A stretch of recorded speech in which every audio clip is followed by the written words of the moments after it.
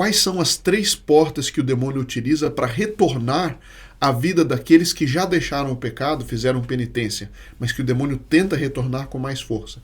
Quais são essas 3 portas? É o que nós conversaremos hoje. Meu nome é Daniel Martins, este é o canal dos Santos Anjos.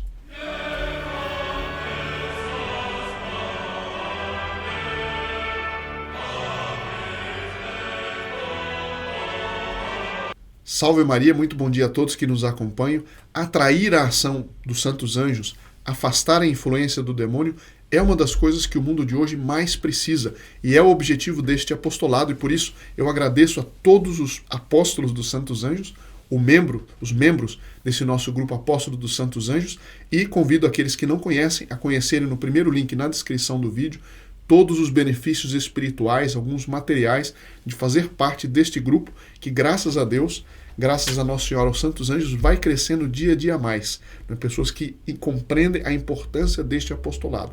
Por que é tão importante nós conhecermos o mundo angélico, sabermos as táticas do demônio?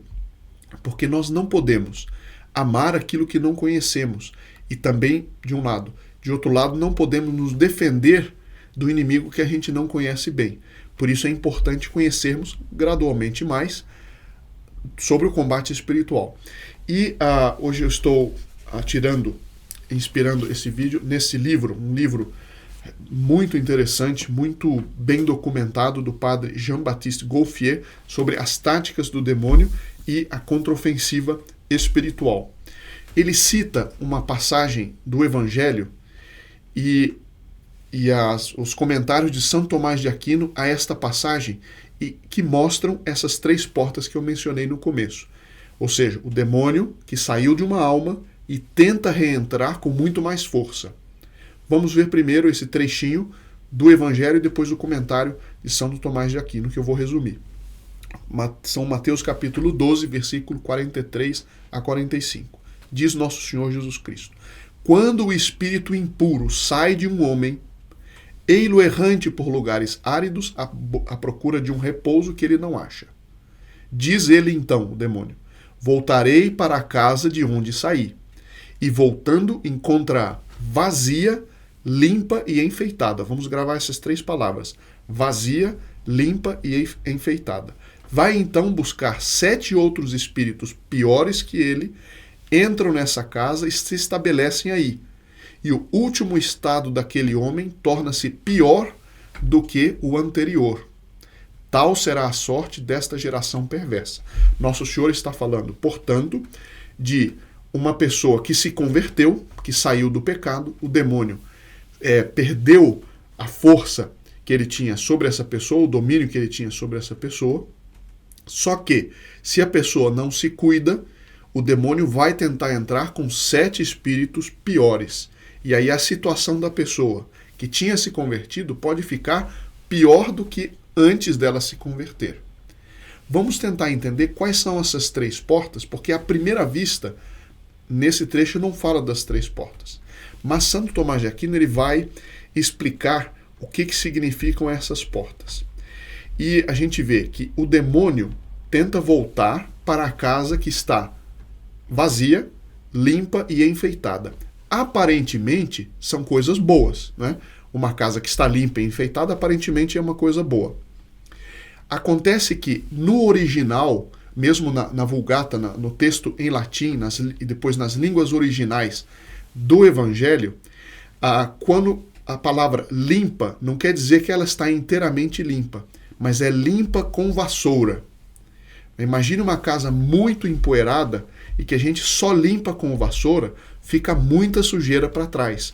Então, essa limpeza aqui é uma limpeza superficial, de acordo com os textos originais, mas que na tradução não aparece. Né? Nesta tradução da Bíblia Ave Maria que eu estou usando, não aparece. E enfeitada quer dizer decorada, ou seja, cheia de decorações. Aparentemente é uma coisa boa, né? O que Santo Tomás de Aquino vai comentar, e eu achei muito interessante, é que por que o demônio vai trazer outros 7 espíritos piores para entrar nessa casa que está vazia, limpa e enfeitada? Primeiro ele diz, esse vazio, que na língua original é que está livre, quer dizer o seguinte: é a alma que está ociosa. Então, a alma que tem muito tempo livre, que não está ocupada. E essa é a primeira porta que o demônio usa para retornar. Então, a pessoa acha que, bom, já me converti, eu deixei o tal pecado, o tal vício, e agora está tudo muito bem. E a pessoa não toma o cuidado de se ocupar com coisas boas. Então, é o ócio pelo qual a pessoa fica com muito tempo livre, sem muita ocupação. É a primeira porta que o demônio vai utilizar para retornar na vida da pessoa. Então, evidentemente que o conselho é não deixar ficar com muito tempo livre e tomar cuidado, porque hoje nós temos trocentas maneiras de sermos ociosos, né? Com as redes sociais, com videogames, dependendo da idade, com filmes demasiados, etc. Eu sempre lembro isso. O tempo livre, o lazer, o entretenimento são coisas boas, queridas por Deus. Não estou dizendo que os filmes, etc., mas o tempo livre, o bom uso do tempo livre é querido por Deus. É um descanso entre uma obrigação e outra obrigação, evidente. Mas hoje nós temos a chamada indústria do entretenimento, em que a vida de muita gente, sobretudo adolescentes, mas vai avançando cada vez mais para a vida adulta, é sobretudo passada com, aspas, entretenimento. Horas de televisão, horas de celular, horas de vídeos, horas de filmes, Netflix, etc, etc. Tudo isso faz parte dessa ociosidade e que o demônio pode utilizar, sim, e utiliza com muita frequência para retornar na vida da pessoa que já deixou o pecado. Então, esse ócio é o que significa essa casa vazia.